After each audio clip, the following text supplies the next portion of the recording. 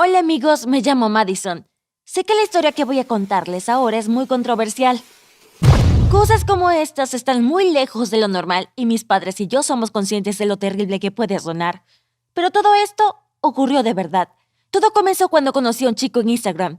Dejó me gusta a alguna de mis fotos y poco después me escribió por un libro que había mencionado en una de mis publicaciones. Hablarme de literatura es la manera más rápida de ganarse mi corazón. Sé que suena tonto, pero es verdad. Le respondí y comenzamos a hablar. Se llama Shine. Tenía mi edad. Y era lindo. Debo agregar que no hubo nada de coqueteo de su parte a lo largo de toda la historia. Se limitaba a ser amable, yo le daba señales, pero él no respondía. En ese momento me molestaba, pero ahora me siento aliviada. En fin, le conté cosas de la escuela, de mis amigos, mi familia, cosas que hacía. Intentaba mostrarme dulce e inteligente. Y mientras tanto, esto es lo que ocurría entre mis padres y yo en aquel entonces. Verás, ellos nunca entendieron el concepto de espacio personal. Siempre decían que no debe haber secretos en nuestra familia, que debemos compartirlo todo y que tenemos que confiar en nosotros más que en ninguna otra persona. Y a veces esa manera de ver las cosas me ha ayudado mucho en la vida. Siempre encuentro apoyo y consuelo en ellos. Tampoco es que supiera que las cosas podían ser diferentes. Las cosas siempre habían sido así para mí. Pero todo cambió cuando llegué a los 14. Estaba creciendo y por encima de cualquier otra cosa sentí una enorme necesidad de espacio personal. Supongo que muchos de ustedes se identificarán con eso. No se trataba de hacer algo a escondidas, más bien de una sensación. Necesitaba un espacio psicológico, supongo. Dejé de compartirlo todo con mis padres y como ejemplo más básico, comencé a cerrar la puerta de mi habitación, que de niña se mantenía abierta en todo momento. Ellos podían pasar y entrar y no había ningún problema hasta ahora. Mis padres no lo comprendían. Tuvimos varias conversaciones al respecto, no peleas, pero tampoco charlas agradables. Les expliqué que necesitaba un espacio personal, pero actuaron como si esas palabras no existieran en el idioma español. Uf, lo siento, me estoy desviando, pero es que todo esto me molesta desde hace tiempo.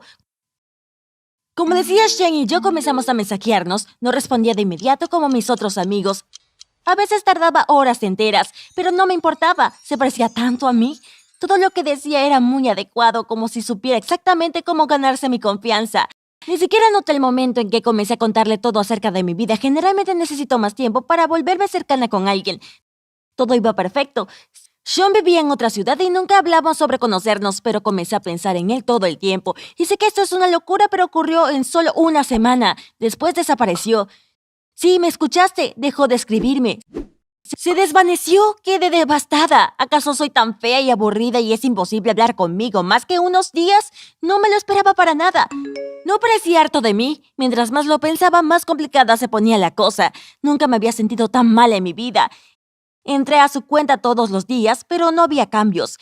Nada de fotos nuevas, nada de historias, nada. Y las personas que realmente me ayudaron a superar ese horrible momento fueron mis padres. No me obligaron a ir a la escuela, se mostraban tiernos e intentaban distraerme. Un día, los dos se tomaron el día libre para que pudiéramos viajar a la playa, que no está tan lejos de nuestra ciudad, y pasar el día juntos. No podía dejar de pensar en lo afortunada que era por tener padres como ellos. Pasando un tiempo, me sentía más despejada y un poco mejor, así que decidí investigar. Solo tenía unos pocos seguidores. Era la primera vez que revisaba quiénes eran las personas y eran todas cuentas de spam. Como si fuera poco, solo tenía unas pocas fotos en su cuenta. Ahora que las miraba bien, parecía bastante genéricas. Una foto de un atardecer, el libro por el que me había escrito y no mucho más. No me juzguen, por favor, nunca había cuestionado de la existencia de Sean cuando conversábamos. Sonaba tan real. Estos hallazgos no me hicieron más feliz. Entonces yo no había sido el problema. Pero ¿qué clase de persona malvada haría algo así? Me ahogaba en mis propios pensamientos, aunque pronto todo se aclararía. Ese mismo día, papá llegó a casa con un regalo. Era un tocadiscos muy raro que yo siempre había querido. Ese fue el momento en que por fin me sentí feliz. Pasé toda la tarde escuchando música en mi cuarto. Ya teníamos otros reproductores viejos que se habían roto tiempo atrás. Este era tan caro que ni siquiera había pensado en decirle a mis padres que lo quería. Fue en ese pensamiento el que me dio la indicación. Había cientos de tocadiscos y papá me había comprado exactamente el que yo quería. La única persona a la que le había pasado el enlace era Sean.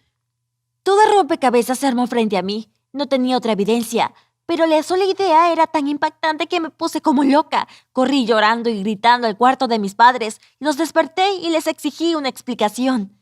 Me escucharon con cara de cansancio. Mamá dijo que solo era una coincidencia que tranquilamente podía ocurrir y papá se cubrió la cara con las manos y gritó que ellos eran los culpables. Bueno, nos esperaba una larga noche. Les grité que estaban enfermos y que ya no quería ser su hija. Ellos se sentían pésimo. En un momento me sentí tan exhausta que me senté y me cubrí la cara con las manos.